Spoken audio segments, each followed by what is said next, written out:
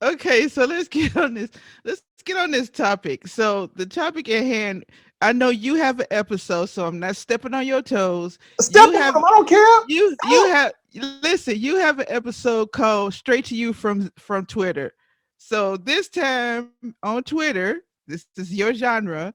We have something that happened just a day ago. And what happened was, let me pull up on my phone, y'all. Let me pull up on my phone. And I sent you the clip so you can see it yourself. But the original conversation started on April the 10th. And it says here, and I'm going to quote it from Richard Dawkins. In 2015, Rachel Dolezal, a white chapter president of NAACP, was vilified for identifying as Black. Okay, and that word vilified. But let me keep going. Mm-hmm. Some men choose to identify as women, and some women choose to identify as men. You will be vilified if you deny that they literally are what they identify as. So that was the original comment he made. Since he's made that comment, other people have come out of the woodworks with this, but there have been arguments inside of arguments. So because Doc has said that, from the and I'm gonna put a clip on my video so everybody can see that's watching. From the American Humanist Association, they said on Richard Dawkins' latest dehumanizing comments about trans people on social media, we back Allison Gill's statement. Okay. So I guess Allison was against it. After that happened, Hammett Mehta, he said that the American Humanist Association stripped Dawkins of his Humanist of the Year. Okay. So after he made that statement, Sam Harris comes out the woodwork. Mind you, I haven't heard from Sam Harris and I don't know how long, but okay. Sam Harris tells the American Humanist Association that was a bold move for a struggling organization. When everybody has forgotten you exist, why not remind them by committing suicide? Now, your ass supposed to be, but this is what you say to an organization. First of all, nobody forgot that they existed because I'm a part of that organization myself. Okay. Now, after Sam said that, Matt comes in and said, well, that's a bold move for Sam to say, trash talking the humanist organization for standing up for trans folks. Now everybody's attacking Matt. So that's Matt why contradicted himself. If that's what they're attacking, there's too many elephants in the room. that's but okay, so Matt is also a part of the humanist organization like I am. So I understand why he stepped in because he was like, whoa, whoa, whoa. What do you mean the organization is trash? That's I'm a part of the organization. He's a part of the organization. A whole thing about humanism is standing up. If you follow the humanist society, the American Humanist Society on Twitter and all their other social media, they're always talking about trans rights. So of course they would be the one to say something when Dawkins said that. Now, my thing is, first of all, Richard Dawkins, nobody even brought this up. You brought this up. It's like those memes that say nobody was talking and then somebody just said something out the clear blue. Yeah. That's how I feel he did. But since he did do that, why would you bring up about Rachel Dolezal in the NAACP? Because that's where it triggered me at. The rest of it really didn't trigger me because I don't think the Humanist Society should have took his award back. But seeing how this isn't the first time that he says something like this, him and what's that chick that made Harry Potter? Um, Yeah, J.K. Rowling. yeah, they've both been doing They both have been doing this for a little while now. Here's the problem. Dawkins is like 80 years old. Right. So humanist or not, he harkened back to a time where men were men and women were women, and that's it. He doesn't understand. Okay. So he's going to equate a man who deep down to his bones feels like he is a woman on the inside, but doesn't see that when he looks at himself. He is going to equate that with a white woman passing for black, which is what she was doing. Honestly, his own example was full of shit anyway. Yes, there's a very vast difference between someone passing for another race and your visuals do not match how you feel. Yeah, has anyone seen Exactly. Imitation of Life? That's a drastic difference. And he doesn't understand that difference. So he's going to equate Rachel Dolezal passing for a black person with a man identifying as a woman or vice versa. But like I said though, they've talked to him about this once already, and this is his second time doing it. It doesn't matter if they Yeah. talk to him about it or not. How many times you talk to kids about shit and they still do the same thing? He does not understand. No, it ain't that he don't understand. It's that he doesn't give a damn to understand someone else's point of view. He's stuck. He is stuck. He's stuck on stupid. He's stuck on back in a time where, remember when men were men? Remember when women were women? Remember where you couldn't change? Remember? That's where he's stuck. He is stuck. And so he's going to keep saying stupid shit and getting stripped of all these awards and things and such and getting canceled because he can't get unstuck. I ain't gonna lie though. If I was Dawkins, they took my award. I'd be like, oh no, you took my award. My life means nothing now. And I see, would that's, mock them so bad. that's the other issue that I have. Okay, we're going to take away your Humanist of the Year award. Honestly, From more than a decade ago. I'm thinking, and Yep. And that means what? what does it mean? It doesn't mean anything. So I wasn't a humanist that year anymore. Well, because I mean, I think they also had his like picture and poster in there too in the center, in the humanist center. Okay. Yeah. Hey, look. Personally, I don't give a damn what Dawkins wins or loses because he ain't paying my bills. And I bet He don't know me. He don't care about me if he did know me. And I bet if he Cash saw me Money, on the street, he'd walk by and be like, who that black person looking at me like that? And then he'd probably clutch his pearls. and you wouldn't know him if you passed him on the street. Look, Damn right I wouldn't, because I wouldn't be caring to look. I bet you Cash Money, he 80. He don't give a damn. Nope. He does not give a damn. Think about the dude who figured out the whole human genetic genome. He won a Nobel Prize for that shit. That was some important shit. But he just as racist and homophobic as he can be. He old as shit, and he keeps saying the same shit because he don't care. They ain't gonna take anything from him because he's more important.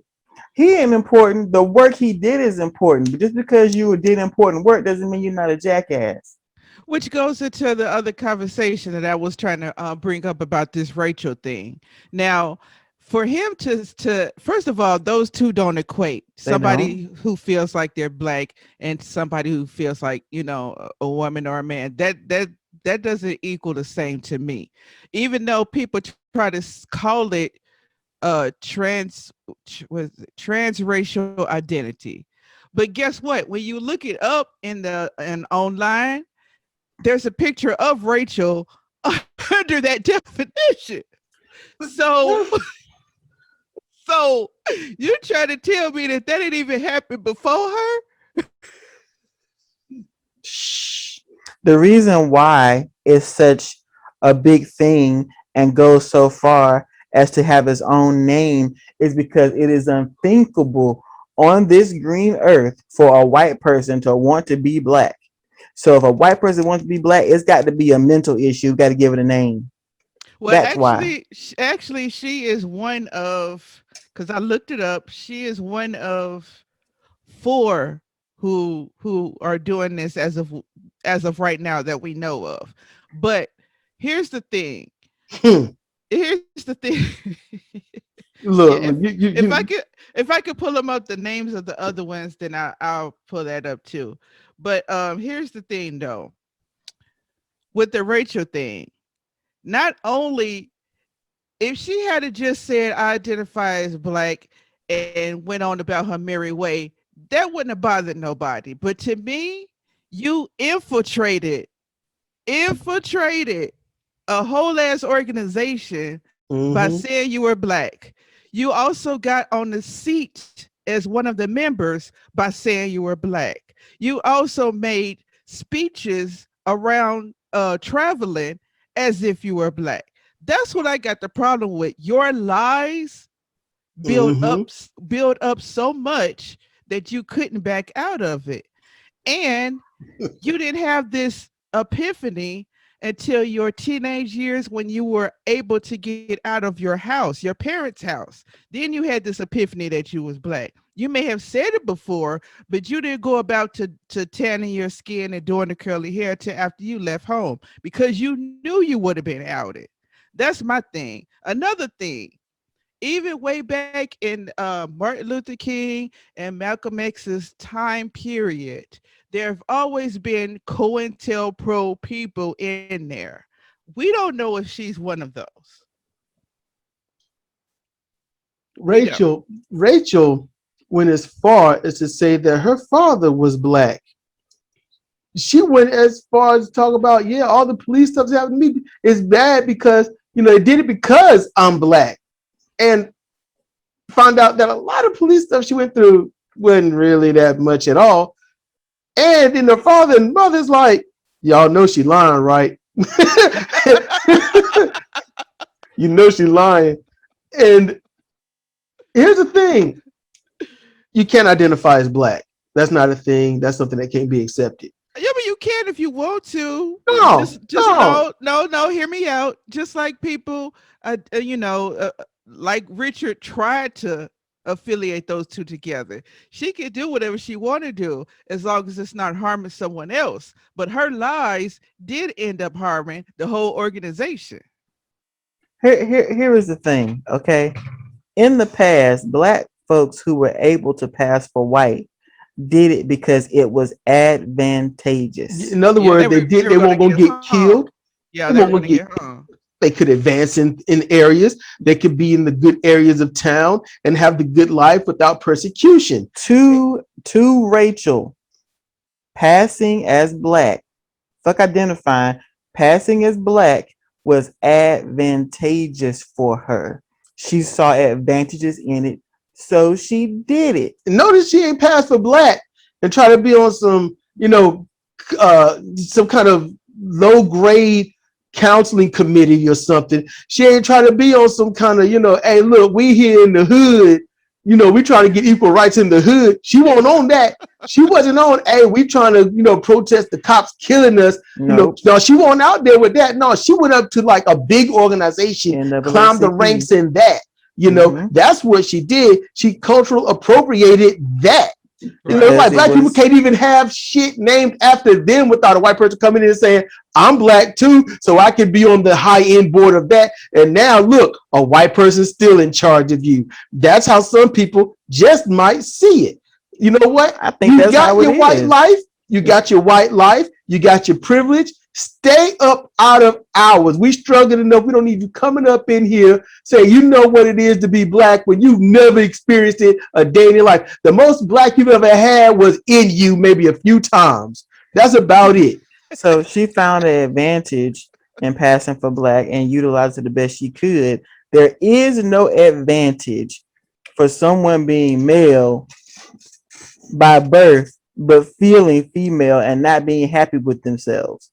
Exactly. And wanting their feeling to match what they see. Yep. There is no one who is going to choose to go through that kind of physical and psychological turmoil just to get what they want and then be ostracized and targeted. No one's going to choose that and think it's an advantage, but they're just trying to be who they are. And that's more to the point why what this dude said is full of shit. Because he's full of shit. You don't. Exactly. To use her as the quote unquote martyr, and I'm like, what? First of all, and for him, now you involving the black community in this bullshit. Because hold on. You know what? I'm going to say something. See if I can get my words right.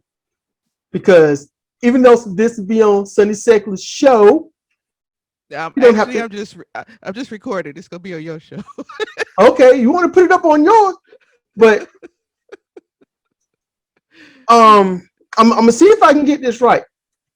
It is a profound example of white privilege and hubris to sit here and not acknowledge this white girl trying to pass for black with a white man just breezing over that as if she didn't do that, and then try to conflate that appearance identity with internal psychological identity, because that, as Sidra and you have been saying, are two separate beasts. And it takes a mentally beasted person to even do what he did.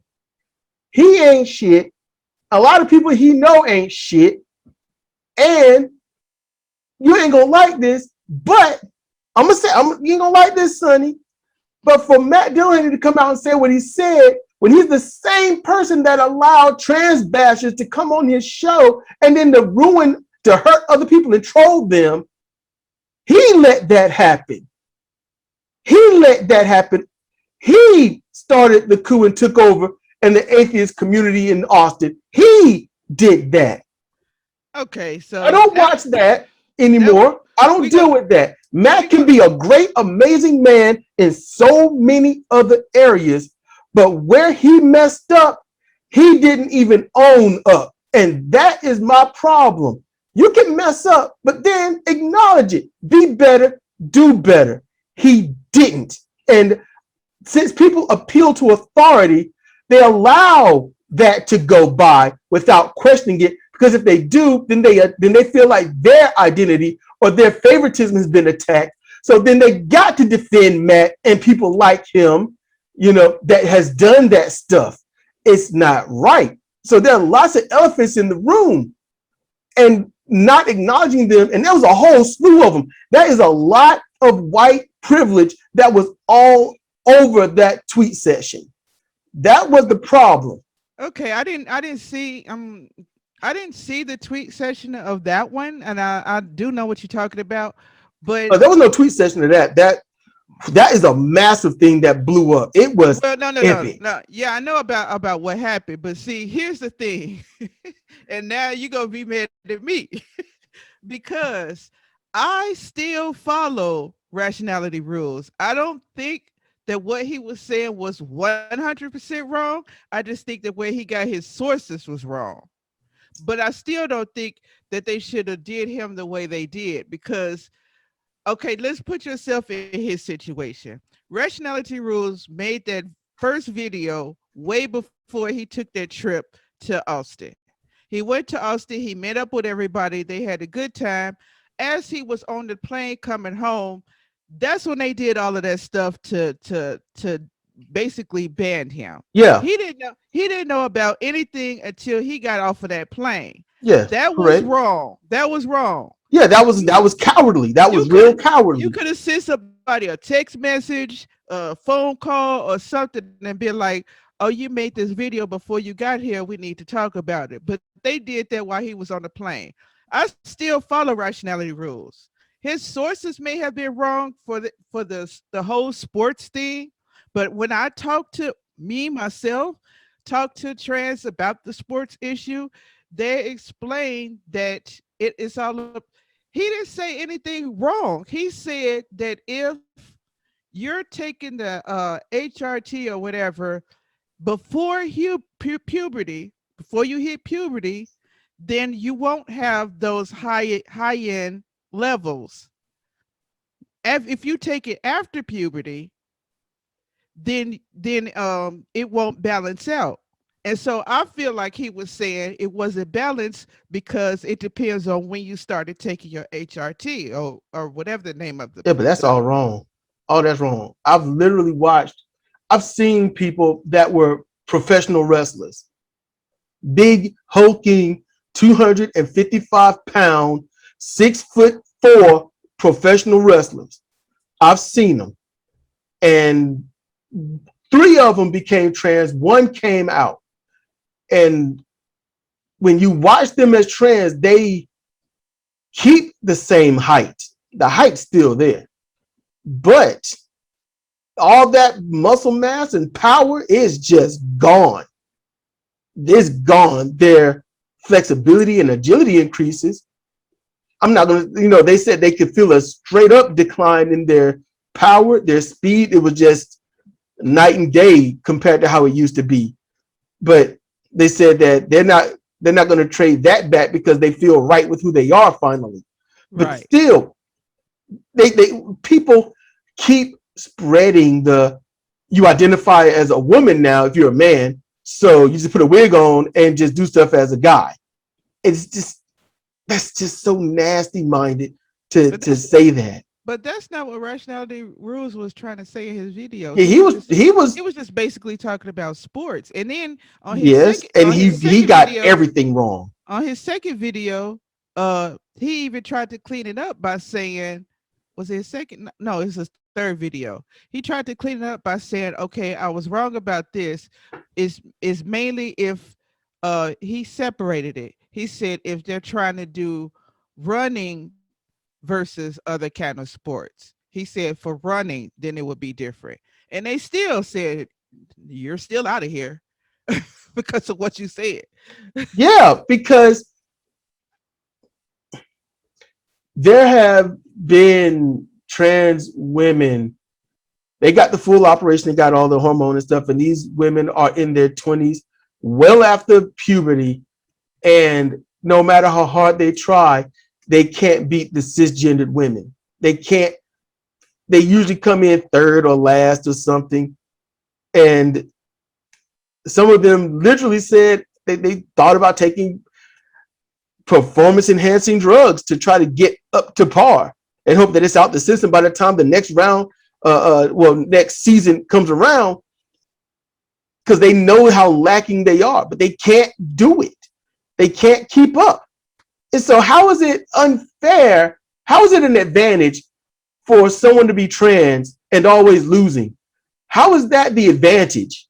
I don't know, because just 2 weeks ago, there's a trans MMA, and she almost killed the other girl. Yeah, good. I never heard of that. But yeah, cool. I'm for equality, and if you get the full operation and all this other stuff, because look, I watched Chris Cyborg, cisgendered woman, and she has decimated females almost her whole career. They didn't stand a chance. Not one chance. She fought a little more vicious than the dudes. Actually, far more vicious than the dudes. That's a cisgendered woman. She is all natural, and she fights like a crazy person. And that's why she's my favorite MMA fighter. That they get it wrong, and this whole war won't end until people stop trying to protect their cis tribe. I think that's so dumb. Right. People are people. I personally do not believe and don't give a damn about trans rights. Why? Because everyone should have human rights. It's human rights, exactly. Everyone should have the same thing. Get married, you get married. I mean, what, because you're trans, you can't get the same home a cis person could? I mean, what, your money is what, transgender money now? So, be fair across the board. But the thing is, the reason that this is what people haven't figured out. This is what the people have not figured out. This might blow your mind. The reason that there's the argument for trans rights is because somebody made the argument for trans rights. If no one said anything and just shut the fuck up and just said human rights, they want to adopt, they want to get married, they want a cake made here, and just said trans people are people, instead of, no, we should have trans rights. Once that was said, it opened the door to delay any progress. No, Period. because that's the reason why you have the LGBTQ rights. And you have to put he it out is there. part of it. Regardless of it, you still would have had people like the trash Pastor Locks and all of those people come out and been against it. Yeah, racists, bigots, and idiots. People that claim to be woke, but they still sleep. Claim to be, claim to be of God, especially. We're of God. We're of all God's children. Then why are you hurting these? Right. I'm not to mind the damn business. If you stop peeping out the blinds like the old cat lady across the street, you wouldn't have no problem. Oh, they're gay. They're getting married. You don't like gay folks getting married, then don't marry them. Yeah, don't marry a gay person. Just stay in the house. You don't like trans in sports? Don't watch the sport and don't practice one. I mean, just don't engage. Just stay in the house and watch Fox News, and they'll cart you off when you right. And you got stupid-minded people out there. And if you think this, trans people should have their own sport, you can kiss nuts. You can kiss nuts. Trans people, because you want to segregate that, and it's black people that's saying that mess. Well, that black community has a problem with anybody who's LGBTQ, trans, and everything else. Yeah, and that's the one of the dumbest things in creation. Black people. That's based on that Bible. If they would get rid of that Bible and understand what's really going on, they'd be all right. They would be all right. But as Black long as people they hold on to that Bible and what goes with that Bible, which is male chauvinism, anything toxic, fear, shame, subjugation, exactly, hate. Black people are the last people that need to segregate or discriminate anything on anybody by any means, period. And they fail to understand that by doing that, they are acting and behaving as ignorant as all the white folks think we fucking are. Right. And they become their worst enemy. But then again, do white people black people's enemy? Because black people want to behave nowadays as if they white. Their pronunciation of words have changed. There's no blackness in most voices. There isn't. What do you mean? You get a little bass here and there, but black people have just trying to co-opt white tone, speaking a bit like this and saying your words as properly as possible. My God, it depends on what they're trying to do. Speech and tone does not have a color. It depends. It depends on what they're trying to do. So if you're trying to be the token on Fox News, that's what you're gonna do. Oh yeah. Okay. If you're trying to be, what's her name, Candace Owens? Oh my. Then that's what you're gonna do.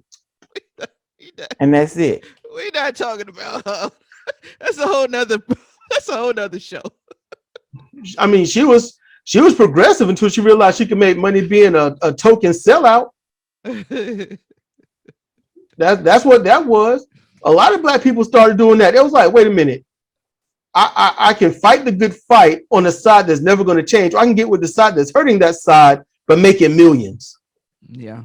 And if you want to not be poor, I mean, everyone just need to be Republican and hate on minorities. Yeah. You want to make your money. Instant money, right? But if you want to make history, if you want to do good by the people, for the people, then you're going to be anti pretty much United States. Because I'm a very un-American person. When this little white kid could tell my daughter that she's not American because she's African, and he's a little white kid, then you know what? That's this day and age. That's modern. That's taught at his kitchen table. That's what I'm saying.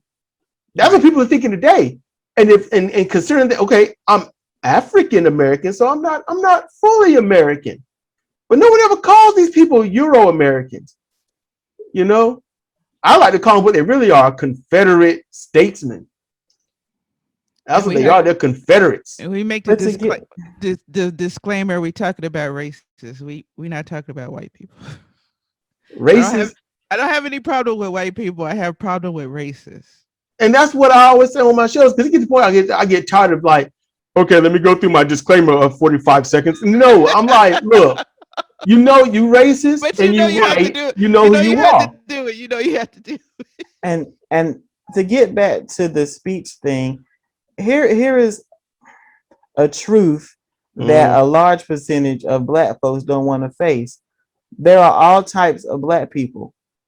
It's not like just one little pigeonhole. This is the Black people. This is the hole they fit in. This is the way they look. This is the way they speak, and that's it. And anything else just ain't it. No, they come in all shapes and sizes and colors and sounds. Sidra, I'm not gonna fall for the banana in my tailpipe because they're raised all over the place. So if you got Black people who were born and raised in Beverly Hills, and I'm gonna talk like the Black people who were born and raised in Compton, I'm gonna talk like the Black people who were born and raised in North Kakalaki, I'm gonna talk about the Black people who were born and raised in New York. It's just no way. Hold up. True. That's true. That is a very true thing. However, you can hear when you talk to them back in the day, you hear that Black in them. You can tell they're Black. How many times, Sidra, when I'm listening to somebody talk and you come into the room, I'm like, that's a Black dude talking. You're like, what?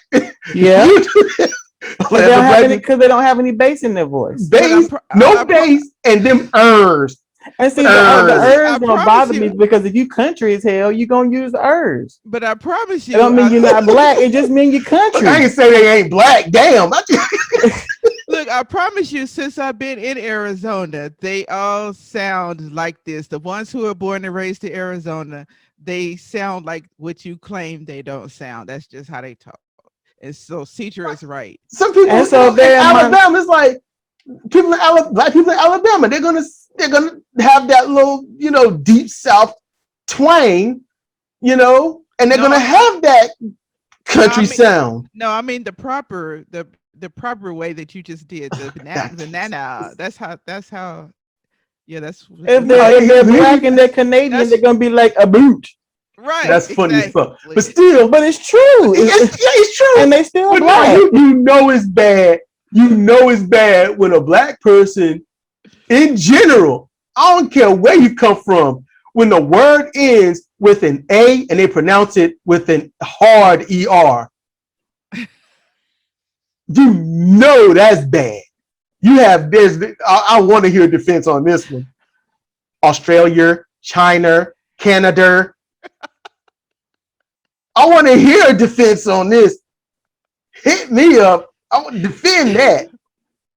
I remember when I first moved from Indiana to Tennessee, and I heard somebody say "comparative."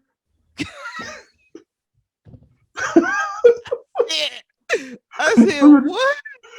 I heard that. Yeah, I've heard that here. Just like I grew up with folks who called them Merc. I don't know why milk is Merc. Merc, script.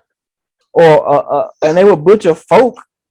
It's a fork. You don't have to put a hard R to say fork. I don't know what the hell they were saying, but it was a fork. Damn it. Now you're going to give me a complex. I'm trying to figure out how did I ever say that word? See, now I don't even want to say it. You done messed me up. Yeah. Be in the lunchroom. You want your Merc? My what? I had a best friend and she got so mad at me because she pronounced everything wrong. Everything was wrong. Everything was wrong. It was script and converter. Come over her. What? Yeah, man, I'm bored over her. Somebody give me some drink. See I know a girl who says shrimps. I'm like, shrimp is already plural. But she always say shrimps. But see, I mean, to be honest with you, though, sheeps. But to be honest with you, that's not even a Black thing, because the deeper south you go into, you're gonna find some Caucasian people that speak that way too. Yeah. Louisiana, you're gonna find it. And clearly in Delaware. Memphis. Yeah. Yeah, Memphis, Delaware, Louisiana, parts of Chicago, South Florida.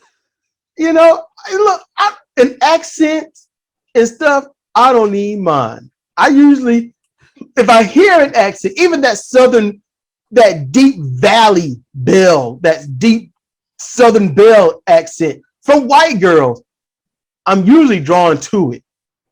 If I hear that, because it sounds so brutally welcoming and polite and comforting, and you hear it from black people, and it's not like it's jarring, it's the same thing, but they have bass in their voice and they pronounce things subtly different.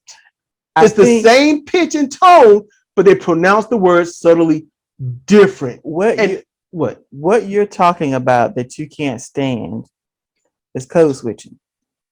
Yeah. Code switching. But the thing is, they don't turn it off.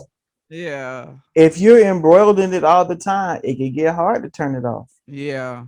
No, but that's why I would watch Doctor Who just to kill that noise that I'm saying. It would get hard to turn it my job is phone tech, so yeah, there is code switching. I do it.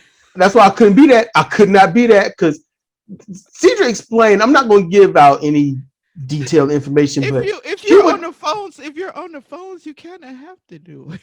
They sit there like Sidra would say something, and they'd be like, "What?" And she has to say it as white as she can, and then they're like, "Oh, you're saying that." It's saying something proper is not saying something white.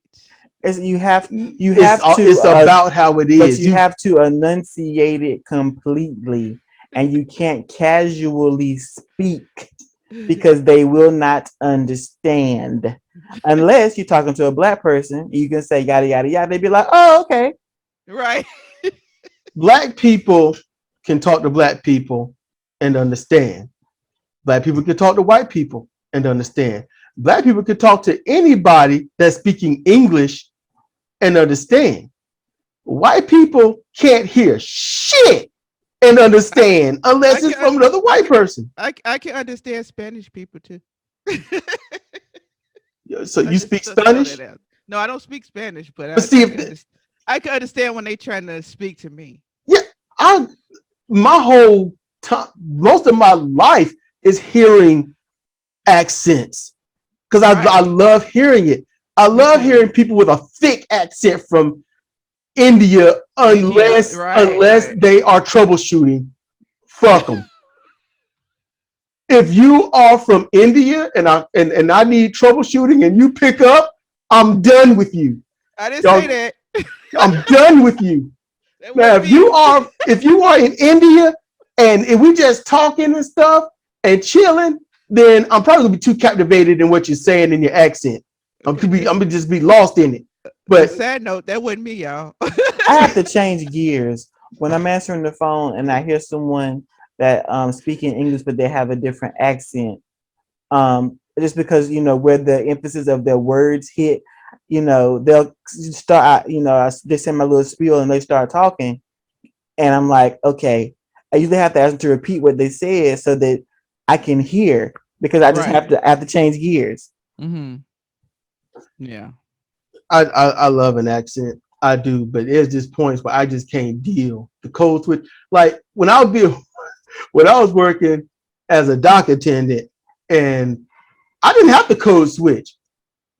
I would when I would mock the shit out of somebody though. I would.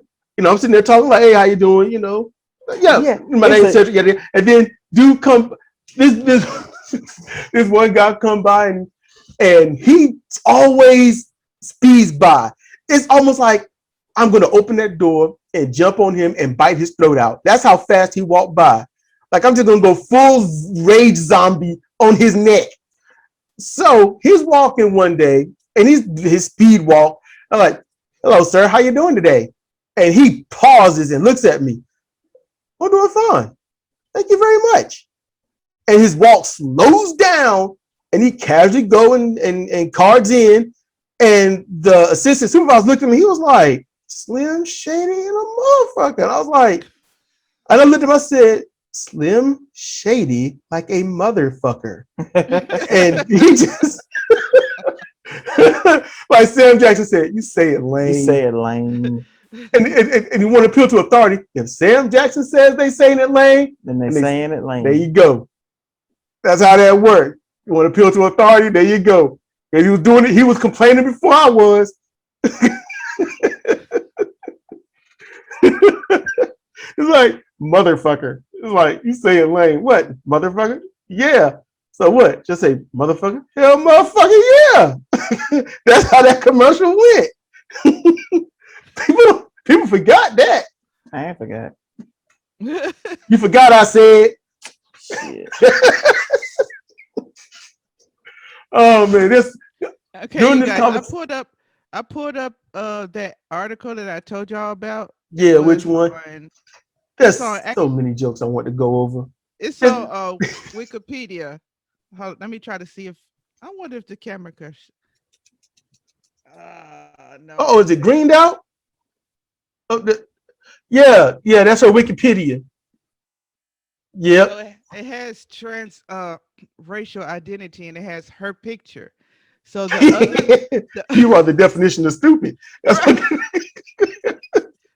And so the other people, remember I said there was other people too? Yeah.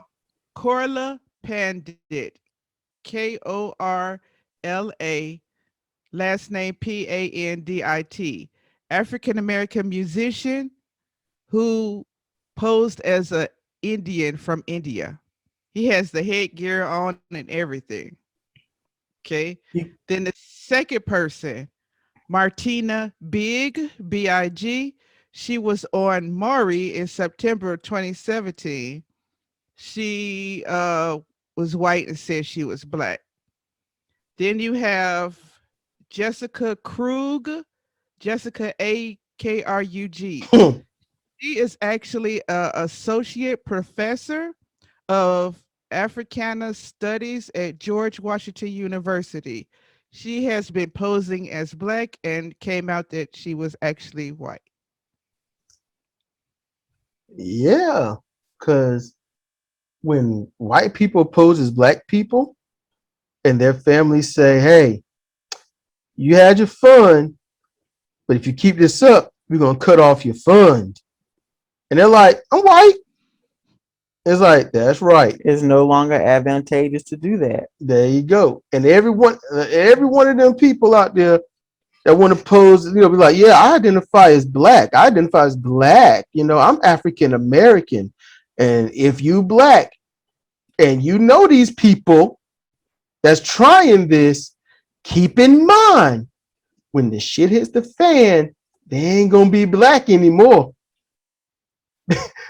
They ain't gonna be black once the line has to be chosen. Which side you gonna be on? See, look, okay, the example that she gave, Korla Pandit, who was a black man posing as an Indian, he was born in 1921. So of course he was a light-skinned black man from Missouri. Who went to California in the late 40s and decided to pose as a French Indian musician. Because, yeah, I get that. He was trying to make it. Yeah. But what about Jessica? Jessica who? Rabbit. No, the one I just said from the university. She's actually... I don't know. Maybe she in her studies, she was like, it might be more advantageous for me to be black, and so she did it. Now here's the question that I want to throw out there. Since Richard tried to put them all in the same basket, how can you say transracial is in the same thing as transgender? How can you say it is or it isn't? Is the same. Like he tried to say it was the same. No, yeah, it's not. There isn't any way to say it's the same. Have you seen Tropic Thunder? Boy, yes, I did. There you go. That's wonderful. Now, if you can do that and make your skin permanent, but then at the end, what did he do? He said he apologized. Hey, what do you mean, you people? What do you mean, you people? No, there's no way that they are the same, because You don't make a choice to be transgender. Nope. It's not a choice. You do not choose. People don't choose to suffer. Just like if you're gay, it's not a choice. If you had a choice between living your life happy-go-lucky or being tormented emotionally and socially because you happen to love someone of the same sex, which would you choose? A happy-go-lucky life would be great, but that isn't who you are. Yeah, there's so much of not a choice that, you know, when you're gay and then you got to live a straight life and then get a woman pregnant and raise kids and you ain't been happy a day in your life, you know, that's torment. Yes, it is. So if you choose to identify, also known as passing, for a different race or ethnicity, you have made a conscious choice to do that because it's not going to make you suffer more. It's going to give you a benefit. Right. And anybody who can't see that is full of shit. And this goes beyond race.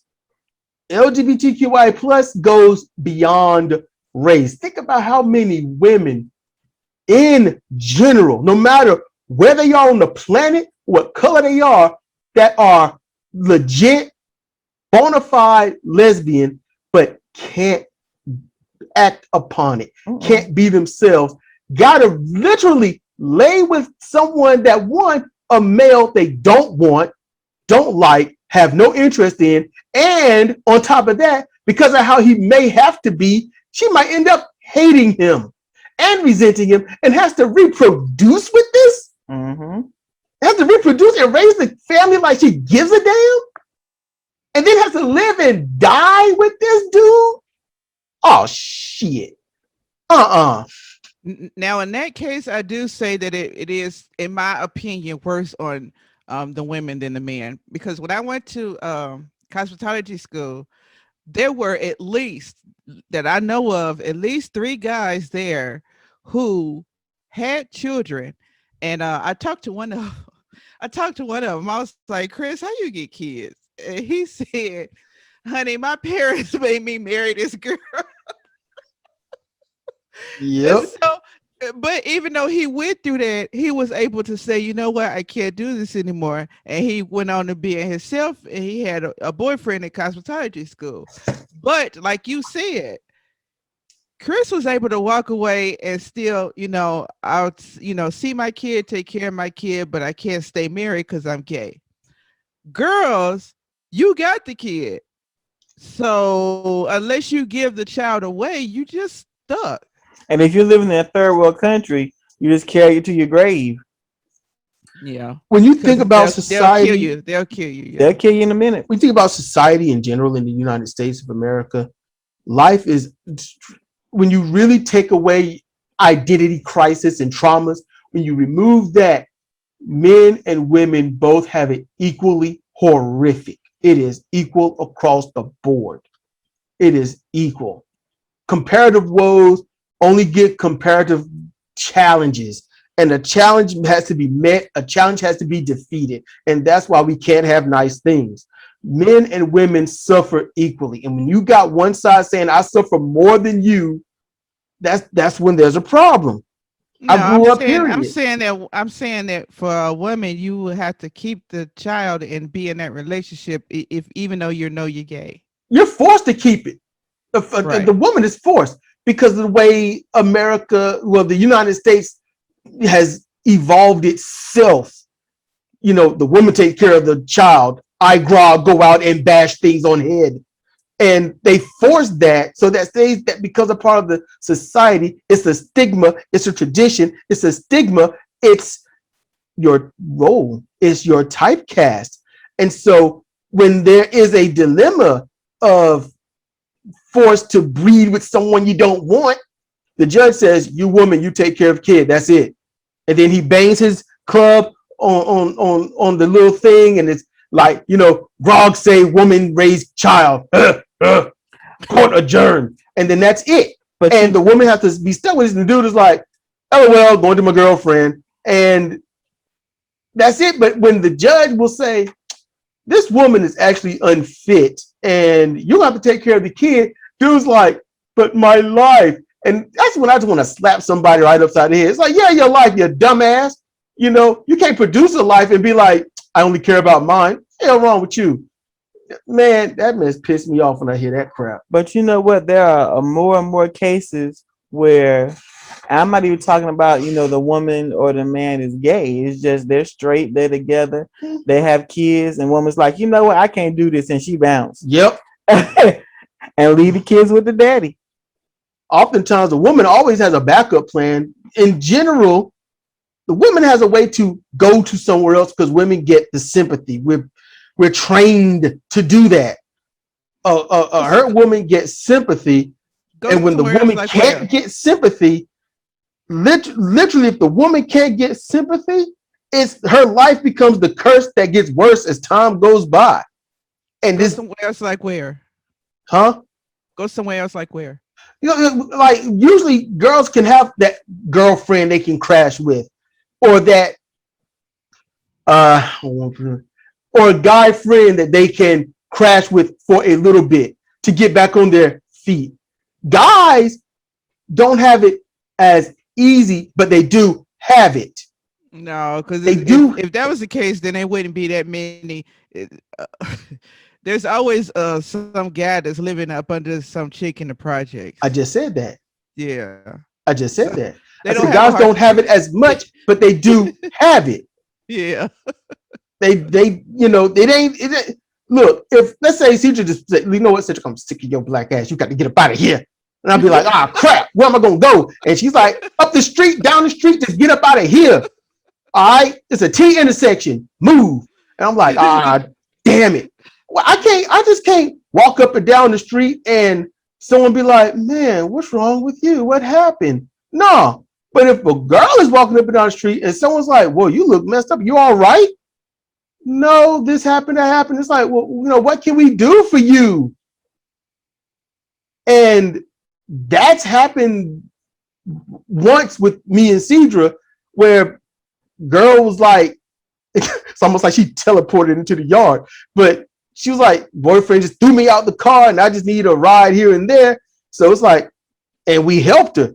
And I had to acknowledge, even though I was like, pretty much I'm like, if she tries something, I'm gonna cave her skull in with this. But anyway, if it was a dude, we'd be like, damn man, you suck, don't you?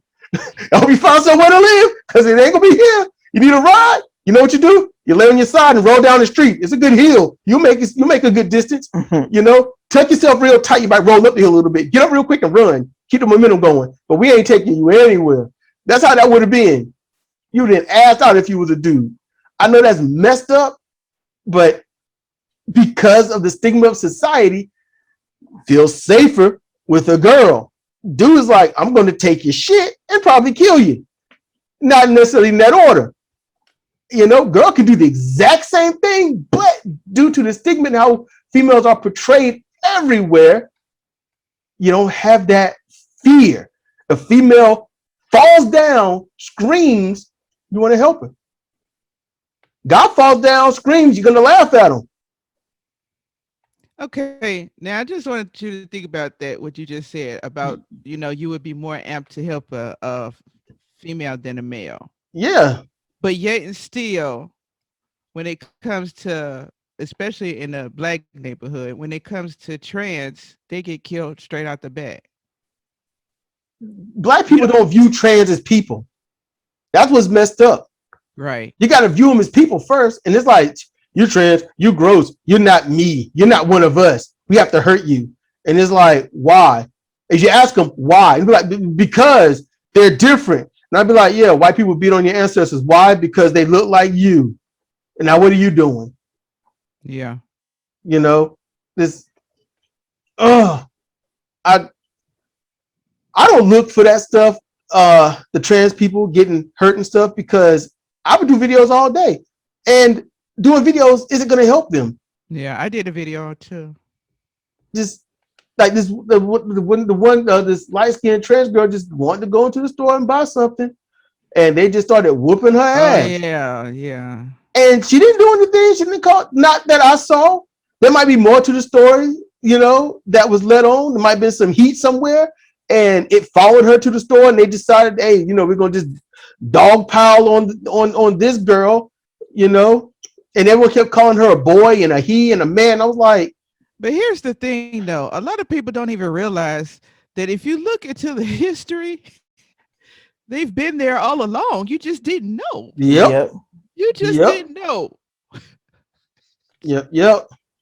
They've always been there.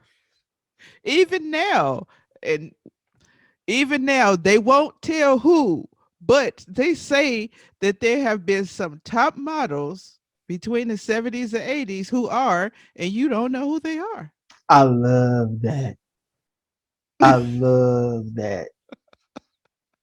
I So, love that. so I don't understand. They're pounding on the ones who don't have the money to glam like they should. So you're gonna pound on them for you know, oh, you are trans, not knowing that the person standing right next to you is probably one too. Just got the money. Uh-huh. There's this woman that got beat up because they thought she was trans. And they tried to, they wanted to mutilate her genitals. And it's like, whoa, this is an actual woman. And we just messed up. Okay, so we gonna talk about this since we touch bases on it. Since I recently, this is a month ago, I had to cut off my locks because I damaged it with color after color after color. Yeah. Cut off my locks. Okay, so I did the big chop. This is what we call it, the big chop. I did the big chop. I have been getting stares ever since. And I know people are thinking, oh, is she? No. No, I just cut my hair. But can you imagine if somebody tried to attack me because they think that I am, just, you know, if I go to the bathroom or something? And plus, I acknowledge as androgynous, meaning that I may put on pants and look exactly like a boy, or I may put on a hair wrap and a dress. Yeah, I don't see it as androgynous. I just see you dressing as a human. Yep. That's just me though. I just like, because you talk about people staring and stuff, and I'm like, I just wish I could be there and be that little thing on their shoulder and just whisper in their ear and say, hey, you're trying to figure it out. But in the grand scheme of things, does it fucking matter? But see, that's the thing though, to think that even though I'm not, and there's nothing wrong with people who are, but even though I'm not, why should I still have to be frightened because of what somebody else might think and attack me? And so you wouldn't be if they weren't being such idiots and attacking people. Mm-hmm. Right. Exactly. You know, and you know what? Straight up, when I was seeing you in your hair show, I was like, wow, she kind of looks like a dude. Really pretty dude, but a dude. And I never, this is the bubble that I'm in. It's a bubble that I'm in. Because I never thought that anyone would even give you the side eye because of it. I'm like, yeah. Because I'm like, it doesn't matter. The first person to say something out the way was my youngest, and we're not gonna get on that. It's like, Mom, you look like a boy or something. Be like, you want me to explain some genetics real quick? You gotta change their voice. My youngest is 18. Mom, okay. Like, hey, Mom, why you like a dude? Like, right. Okay, that's better. and be like, let me explain something to you, boy. Let me explain something. Sit down. Genetically, all boys generally favor their mother's face. But here's the thing. And vice versa for the girls. They usually favor their father's face. But here's the thing, though. I've done this before. It was years ago. But now I get the stares. That's what's killing me. It's the times have changed. Mm-hmm. Exactly. You know, like Sidra and I, 4 years difference that we talk about during our times in school. You know, she's 4 years younger. So what I didn't have then she gets like the kit and caboodle. Yeah. Like lunch, it was like the same thing for about 3 or 4 days. And then on Thursday or Friday, the big one, I guess, wild hair up their ass, you might get something special. You might get pizza or a burger. And she talks about at that junction, like, and I'm talking about like elementary school. And then she talks about elementary school, and she's like, oh, well, you could just choose what you wanted. And I'm like, options? Options? You had 2 options when I was in elementary school. And when I was in high school, you could go through the line where you get like the home cooked meal like food, and you always have 2 options. Or you can go to another line and get pizza. Get the cold lunch. Yeah. Yeah. You go get pizza and burgers and a cup of fries and cookies and all that stuff. Yeah. You didn't get that until high school. Fruit punch. That's what I'm talking about, high school, yeah. Okay. I was talking about elementary school. Yeah, I commented on that, then I moved forward. Okay. All right. Let's see, like in elementary school, it was like, you know what the options you got? Chocolate or white milk. That's it. And you always get chocolate because white milk was always leaking for some reason. They always had chocolate milk, white milk, and skim milk. Only the teachers got skim milk. The blue carton milk. Yeah. See, it's like water. I had to get extra milk cost an extra 45 cents.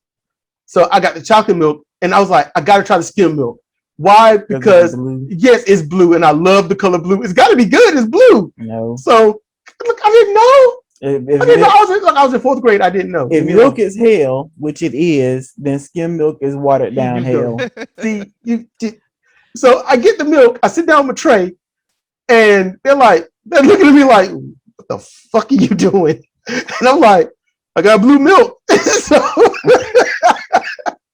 they're like blue, so they don't want to see it. Crack it open, and I look. I'm like, it's white. And they're like, what's it taste like? I was like, take a sip, and I'm like, I put it down. I said, it's good, because I didn't want to be alone. So they started tasting it. It was like, ew. And I was like, you don't like it? It's awful. I didn't want to be alone. If I said it was nasty, they weren't gonna try it. So see, I'm older than both of y'all, so y'all got options where I didn't even have an option. My mom was really, really bougie. And what I mean by bougie is she would have us make our lunch the night before, and we would beg her, can we have pizza? It's pizza day. Can we have pizza? Her response was, I'm going to offend a whole bunch of people, but it wasn't me talking. It was her. Poor people have hot lunches at school. Really? So we had to take our lunch, and I used to throw mess in the garbage. Poor people have hot lunch at school. Yeah, she said the free lunch program was for poor people. We couldn't do that, so she gave us our lunches. Oh, okay. Okay, the free lunch program. Okay. Yeah. I was in the free lunch program, and we got insulted and picked on and hated by the same people getting free lunch. See, I didn't have that experience. I always had reduced lunch. It only cost me 40 cents. I took my little 3 coins and I got my lunch. It wasn't no issues. There were kids that got free lunch, and mom told me because their parents made less money. I'm like, all right, then everybody eat. Shut the fuck up. Right.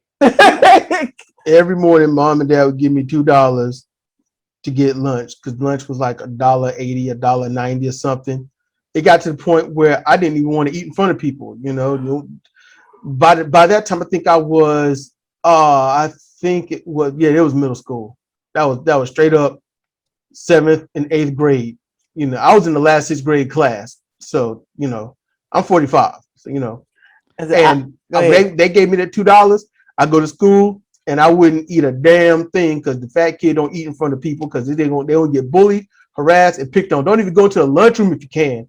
So I go to the lunchroom and just sit in the back in the corner, and hopefully people leave me alone. Most of the time they did, to the few that wouldn't, and it's like, where's your food, fat boy? And it's like, he already ate it. Look at it. It's gone.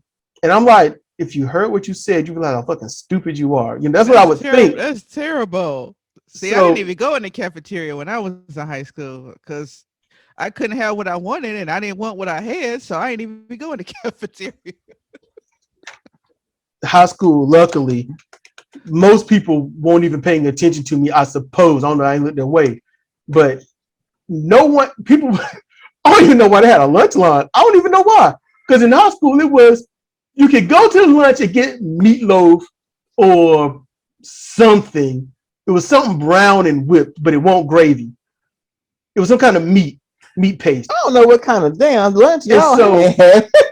So they would go to the other line where you could get the square pizza, the wrap burgers that are steamed, the steamed fries, and every once in a while, a pastry like apple, like the McDonald's apple turnovers or what they got, or Krispy Kreme donuts.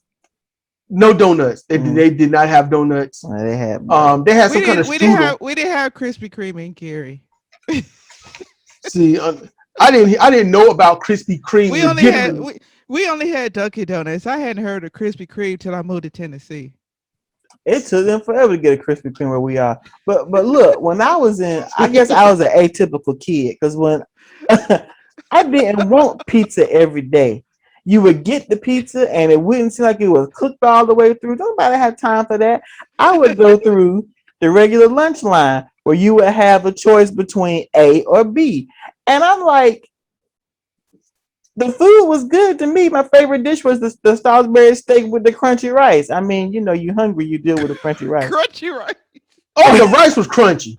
Yeah, that's the one thing that's the same with me and her. That you get into that line and you get the rice and it looked nice. And then you bite it, it's like chewing potato chips. It's crunchy. So you just cut up your Salisbury steak and mix it all with the gravy and you get it down. But the gravy and the meat was good.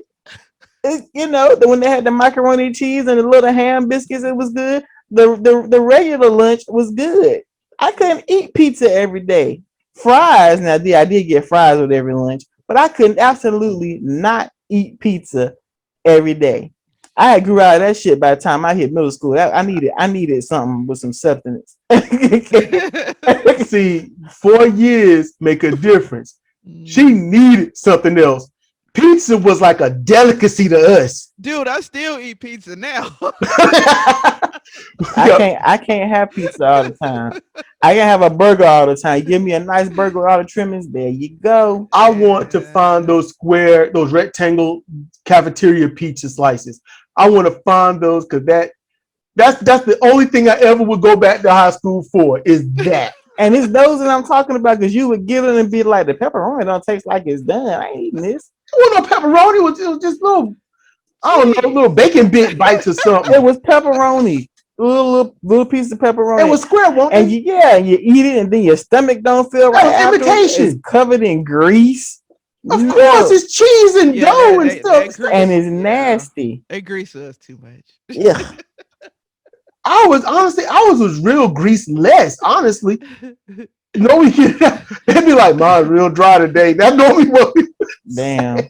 Like it's dry. So you have to wrap it back up in the plastic and keep it in your book bag so it can get some moisture. Because other than that, it's just cardboard at the bottom sometimes. No. It won't. 4 years make a difference. It do make a difference. My friend, she used to bring me her pizza, and it was greasy, but I still ate it. It's pizza, man. How can you say no? Easily. But see, I'll say this though: people would not eat the pizza when the cheese was gray. Stay away from the gray cheese. I never had gray. I never had gray cheese. Oh, I don't know. It was gray. I don't know about that one. I never experienced that one. If it was like Prismacolor color pencils, it would be roughly that 30% French gray. Yeah. Undead gray. I'll tell you something that we did get though. I'll tell you something that we did get. There was a neighbor that was across the street from us, and she had. Now I told you my mom was bougie, but she gave us one of those the block cheese, and we took it, right? We was like, okay, because she got more than one or something when she went and got them, so she had an extra one. She gave us that block cheese, dude. It was lit to me. Oh, that block sharp cheddar If you gotta cheese. cut off. Man, You gotta use the Yes. knife to cut I'm it. telling you, we had cheese and crackers, cheese toast, Mm-hmm. cheese and the macaroni and cheese. We had extra cheese on it. But that government cheese. Now Yeah. that in the school What? government cheese was straight up government cheese. You could not bite through it. And I if you know. what I did, I got in trouble for it. I took the cheese, it was macaroni and cheese, and it had a layer of cheese on top. You take the cheese off like a hat. Okay. And so you got the macaroni left, you got this white stuff in it.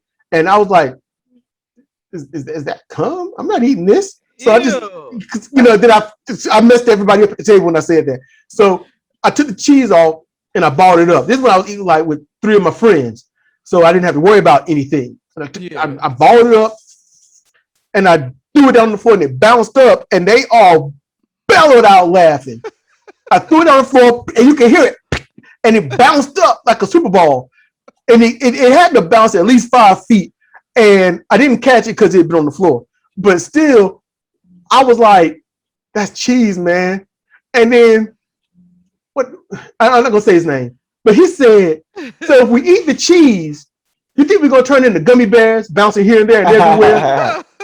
And I looked at the other one, the smaller friend, I said, hey, eat the cheese. He said, what? I said, we're going to pick you up and drop you on your ass. And he just started laughing. And so I'm causing a ruckus and they told me to leave the lunchroom. And I got some bad comments leaving that had nothing to do with anything that I did. But nobody realized that ball of cheese on the floor.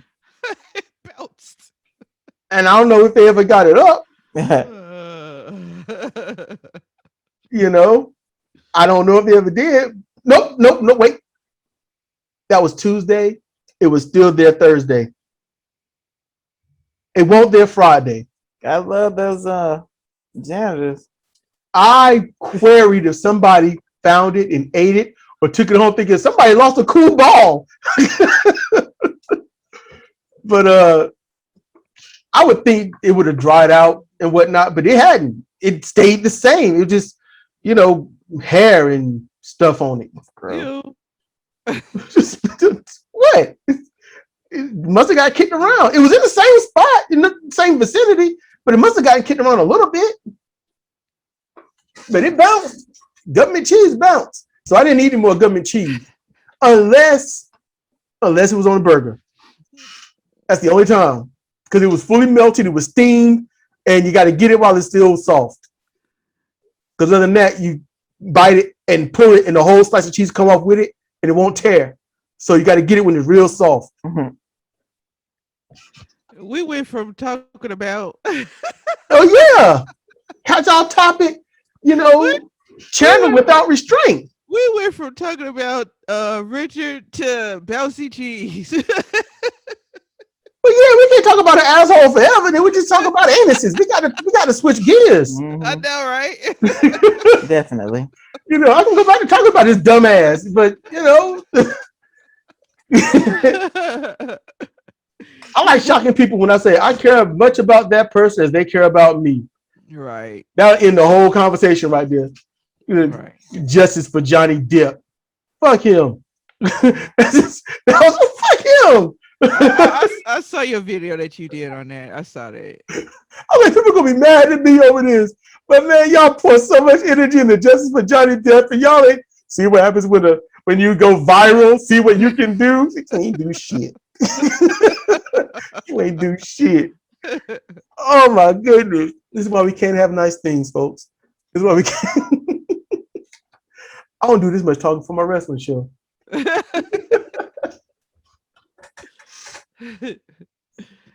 Sidra is laid to the bone, just chilling. It's been a long day. Yeah, it's been a long day. Well, we have been almost an hour and a half. So if y'all want to wrap it up, then if there's something that you want to talk about, that's cool. No. With a subject we didn't touch on that you want to go over. It is, but that'll be a whole nother hour. I don't want to do that. And look, if you if we, it was about something that happened yesterday, but I haven't looked into the details. That 16-year-old that got shot at the same time as they was making the yeah, the verdict. verdict. Yeah. I mentioned the 16-year-old girl that got shot. I just mentioned it in one of my last videos. I was in that super rant, the epic rant. I was upset. I'm looking at it now. It's trending on Twitter. I wish you talk about my video trending on Twitter. No. Look at it now. Twitter was just like, No, I mean about the girl. They named the officer. But when I heard about it yesterday, and it was from the people on TikTok. Because I know y'all don't like TikTok, but in my opinion, TikTok hits it first, and then Twitter hits it. it's not that I dislike TikTok. It's just like any other platform. You gotta get past the stupid shit. It's any other platform. It depends on who you follow. I got 2 different channels. So on my first channel, I see nothing but advocacy stuff, because that's what I am on that channel, the Sunny Secular one. But on my second channel, the So Unpopular, I got all the alphabet mafia over there. So I just don't know what to say on TikTok. That's the only content that I see, So yeah, but yesterday they said that the girl who had got shot, she had a knife in her hand because she was in a fight with somebody else trying to defend herself. I guess they tried to jump the girl or something. And she had the knife trying to defend herself. Well, somebody called the police seeing them fighting, and they shot her talking about weapon. Now it's mighty strange how she could get shot for a weapon, but people like Kyle can walk around with AK-47s and nothing happens. You know what I mean? I mean, because there's nothing safer than a white man with a gun. That's going into an area of minorities. Nah, you ain't got to be going to an area. This is just a white man with a gun. Don't you feel safe? Eating at that Chinese restaurant, that dude walked by and the gun was in the holster at his hip.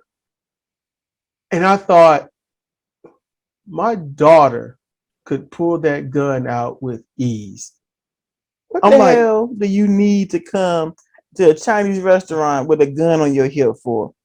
He walked right by me. I was like, if I was a deranged person and the gun was right there in my face, I could have reached over with my left hand, I'm left-handed, and pull that smooth out and cap him. And he would still be in the process of, what are you doing when he gets shot? What is going on? And there was no holster. It's in the holster, but there's no strap holding it down or anything. It's just there. Why do you have to come into the Chinese restaurant with a gun on your hip? There is no reason. Open and carry state. I can do whatever I want. Yeah, that's it. Because there is no reason. The general souls don't bite back. Are you going to a Chinese restaurant? You don't know what Chinese person going to attack you. I got the article here, y'all. It says the Columbus Division of Police has released a body cam footage hours after the shooting of a 16-year-old girl on the city's southeast side. The officers was called just after 4:30 because of a disturbance. They said the 2 girls were fighting. See, that's what they said yesterday. So for them to shoot her, if 2 girls are fighting, how only one get shot? Must have been. Was she white, light, or did she run when the cops showed up? Because I'm like, if the cops are showing up, because they're gonna have they're gonna have the sirens blaring and all that. Why were you still there? That's what I would have to ask her. Why were you still there? Yeah, put that damn fight on hold and get the hell out of there. Yes. It says here in the video, the teen appeared. I don't like when they do that. Appears. In the video, the teen appears to attempt to stab 2 people, and then that's when they shot her. Okay, so you don't know how to tackle a person with a knife? You just got to shoot her. How about shoot? If you're gonna shoot in the leg, You can't taser or nothing. You can't. Hold up. I'm gonna try something new here.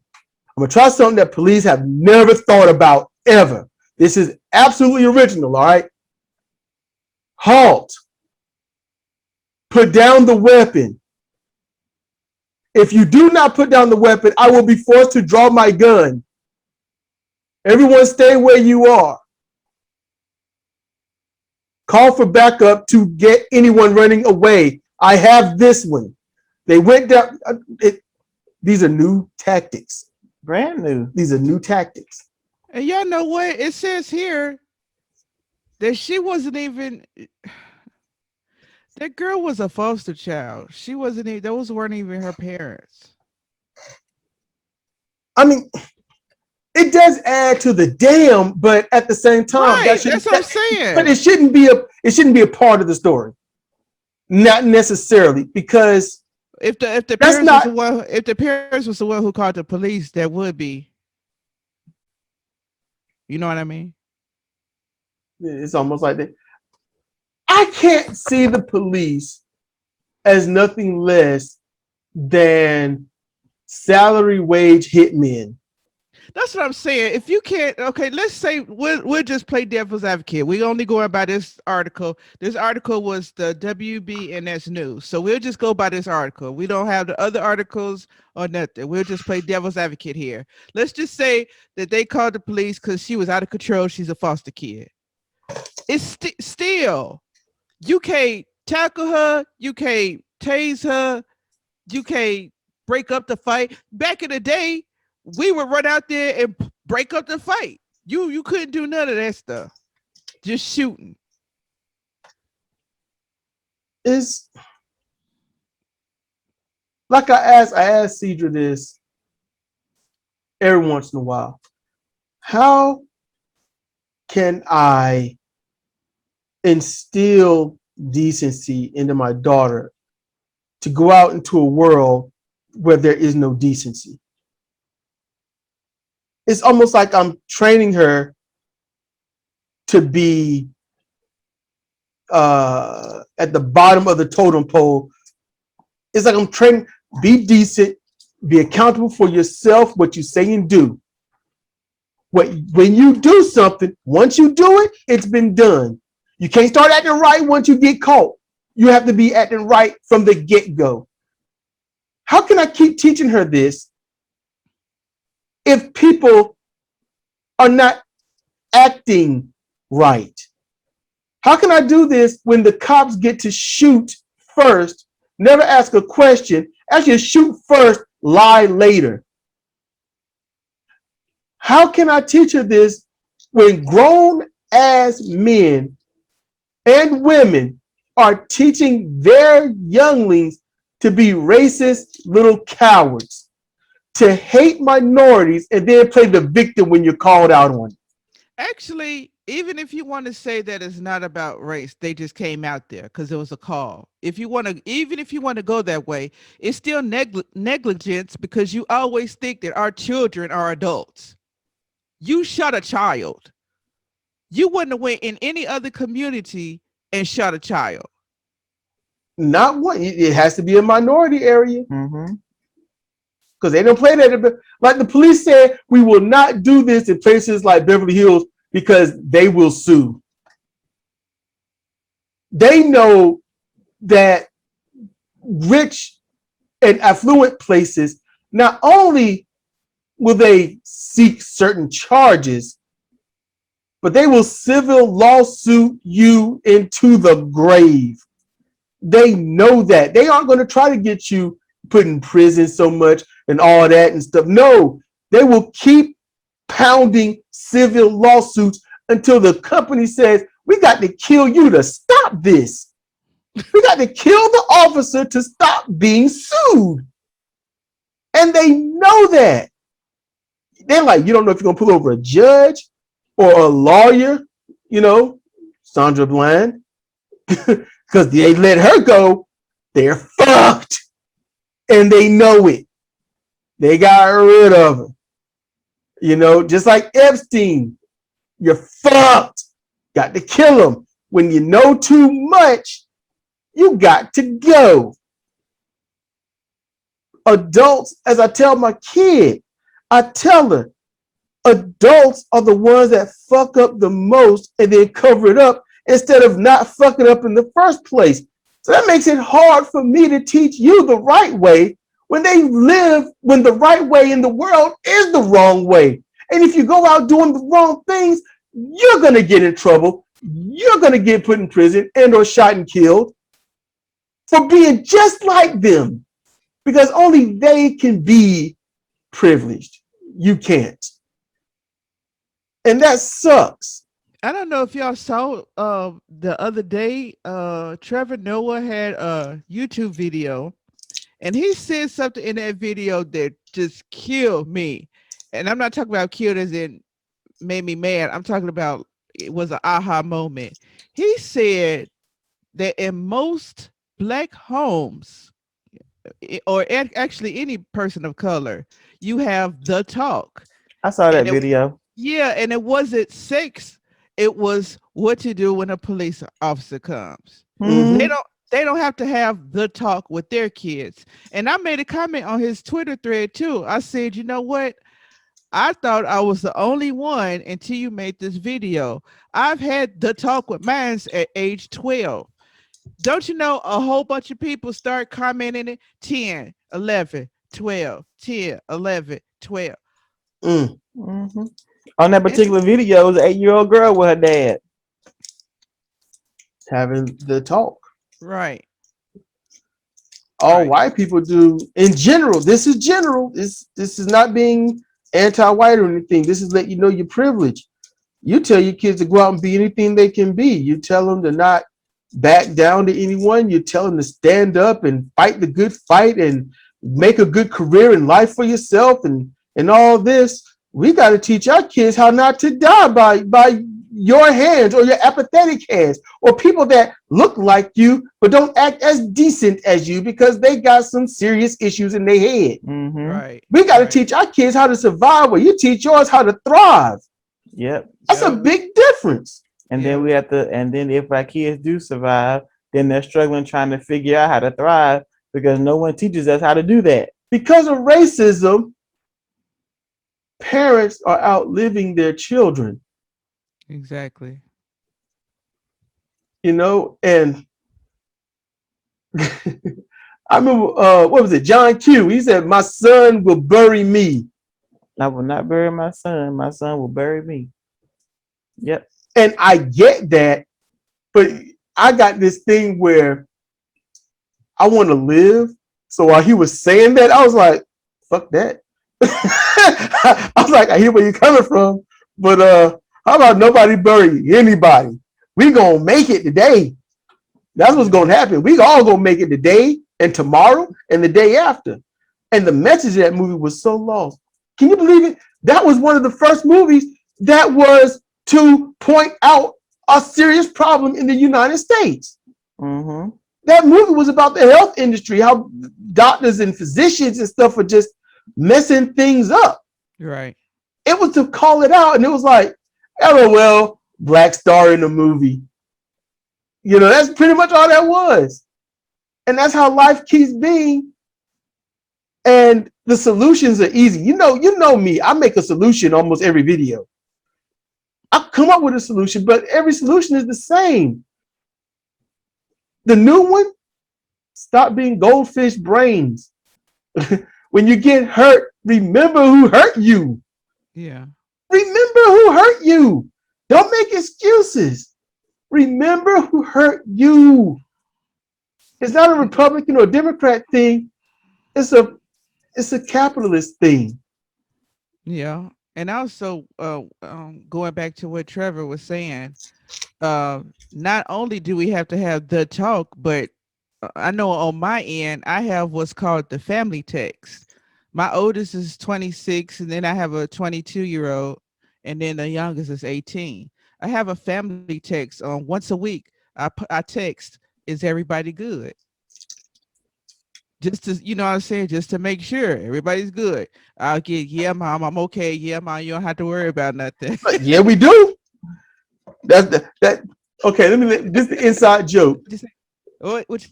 Because I almost said it and it's not going to come out right. So, Pulp Fiction. Have you seen that? No, I didn't. Actually, I saw it, but I don't remember it. It was a while ago. Okay. I had to watch it again. It's the scene, what does Marcellus Wallace look like? One of the most iconic things in all moviedom. And it's like, does he look like a bitch? What? And then he shot him. And does he look like a bitch? And it's like, no. Then why'd you try to fuck him like a bitch? It's like, I didn't. Yes, you did. Yes, you did, Brett. You tried to fuck him. And that's the line that we use in this house when we're fighting someone. It's like, yes, you did. Yes, you did, Brett. We'll say that. Mm-hmm. So that's what almost came out. But I was like, let me give some preface to the inside joke. Oh. It's like, yes, you did. Or no, you didn't. No, you didn't, Brett. No, you didn't. So, I was like, what? It's like an inside joke. We got a ton of them in this house. Yes, we do. We got a ton of them. And during these conversations, so many of them want to come out so bad. They're so lost, so it's just no point. Especially the Barry White one. Yeah. Oh my goodness. That wanted to come out like 3 good times. Oh man. But, oh man. This right here, when people want to deny everything that's going on, that's what I want to scream. I want to scream that. The opposite of what they're saying, followed by Brett. Mm-hmm. That's what I want. That's all I got. I don't really have much else. You heard me talk to what he calls himself now, Nihilist Nick, which is rare. Normally the conversations you hear us, that's Discord. I'm not talking about, I don't got nothing left. People are just fucking stupid. I don't have anything. The solutions are out there, but they don't want to use them. It's simple. I don't want people to go out and, it's like, if you look up the Green Party, there's a Green Party where you are, and they talk about how to get active, how to join in, and people don't want that. People don't want that. They don't want to be so involved that they don't have a life of their own anymore. They don't want that. People got one life. They don't want to spend all day and all night trying to get a party over of people that, one, may not give a shit about them. Got to give the party a try to prove that they don't give a shit first. My goal is, I tell people, vote third party. The ones that are hurting you are the ones you're voting for. It's not going to change. You'll vote Democrat because what else is there? You'll vote Republican or Democrat because you're not going to do anything else. And things will either stay the same or get worse. The trend is things get worse. Then the other party, Democrat, come in, slow that down, rebuild a few things. People forget, they get complacent. Republicans win, drops right back down again. It gets worse. And then Democrats come in, fix a few things, build it up just a little bit. Republicans make it worse. We give it about 2 more elections, presidential elections, we'll be a Jim Crow. But people aren't going to change. They don't, it's an emotional. My friend Darian, he said, people have an emotional attachment to stupidity. He said that so many years ago. And I just think I have to prove that, and he was saying a lot of things, and it kills me to know that I'm parroting those things today and doing it involuntarily, not even knowing it. I have to think back. I'm like, shit, he said this. If he hears this, he's going to hold it against me.